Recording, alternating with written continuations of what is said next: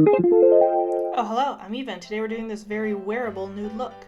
We're going to start out with the baby skin pore erasing, which we've got to break up in our fingers and then gently tap into the pore erasing areas. At which point, of course, we will go in with a different primer, because I'm extra, which is the Tarte base tape, my apologies today, and press that nicely into all the areas that you did not put the pore minimizing or pore filling. At this point, we're going to go in with what I believe is the best concealer on the market when we consider price point. It's this Sephora Make No Mistake. I'm throwing it under my eyes, down the bridge of my nose. Yes, I kind of made a little bit of a mess. That's fine. Fixable. We're just going to blend that out and enjoy the beauty that is the super incredible high coverage of this concealer.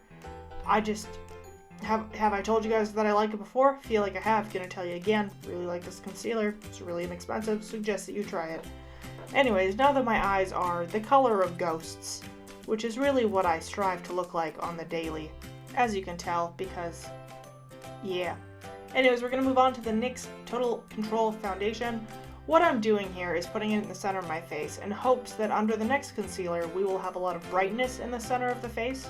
Because I like having this. Sometimes I just like having a bright inner center because it makes the whole face look smaller when you have darker outside colors, such as the one I'm putting on now, towards the outside of the face and the top of the forehead, and then brighter colors on the inside. I think it worked to a certain extent, but certainly not to the extent that I hoped it would.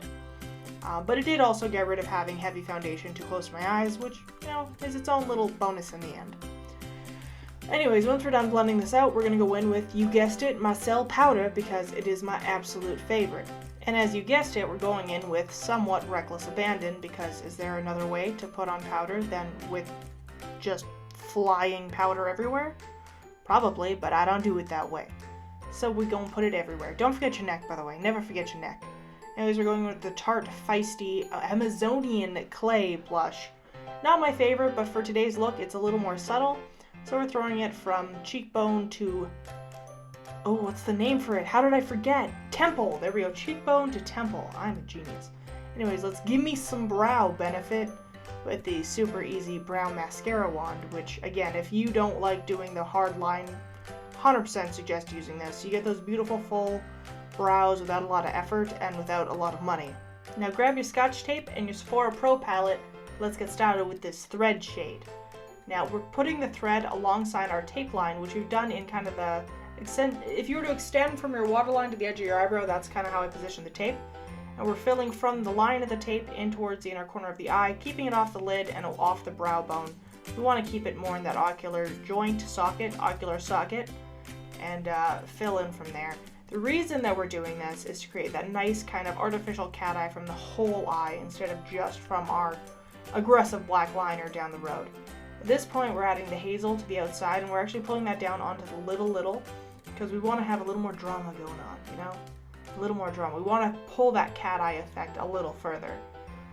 Once we've done this, we're going to blendy a little bit, so we don't have a hard line between our thread and our hazel color happening there. At this point, we're going to remove our tape and then fix any foundation mistakes and start blending out those colors on the edge because we don't want to have a hard line. You might want to add a little more pigment at this point just so you can kind of fill out the area without it looking too much like you had tape. It's more of a guidance line, to be honest. And then we're just going to blend those out until you're happy with whatever combination you have. We're now pulling in with Buttercup, which is this very soft yellow shade in this palette that at first I was unsure about, but I'm really liking. And we're pulling it across the lid. Not all the way into the hazel, but most of the way there, just to create this kind of gradient happening on the lid. We're then going to throw it underneath our eye about a third of the way, and then grab our hazel color again and work from the outside in to match up, and so they blend in nicely together.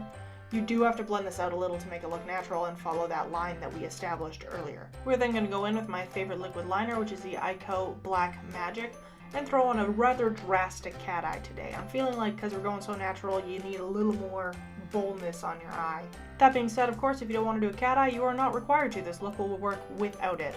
We're then going to move on with a kohl liner and line the inside of our eyes, the top part, the not waterline part. Then take our white NYX pencil and do our waterline. I really got to learn what the anti-waterline is. It's somebody leave it in the comments. Somebody has to know what it's called. Anyways, we're going to take our colossal lash, do a couple layers of mascara on our lashes so they are flying up to the sky with black aggression. I suppose you could do this with a dark mahogany mascara as well, if that's your flavor. It's up to you. Anyways, we're now moving on to our lips with the Revlon Ultra HD. This is one of the lighter shades. I will say, this lipstick has always smelled like candy to me. It wears for 2 to 3 hours, which isn't bad. It is not a bad, in fact. It isn't bad for its formula. It's not a matte wear, even though it says it is. It is more of like a liquid suede. It's very creamy, very moisturizing, so I ain't mad. Though we are going to cover it up with this Artistry Plumping Lip Gloss, not because it's plumping, but because it had the shimmer and kind of brown tone I wanted. But that's it, that's the whole look, and if you guys like the look and the video, please hit like, comment down below, and hit subscribe so I can see you guys next time.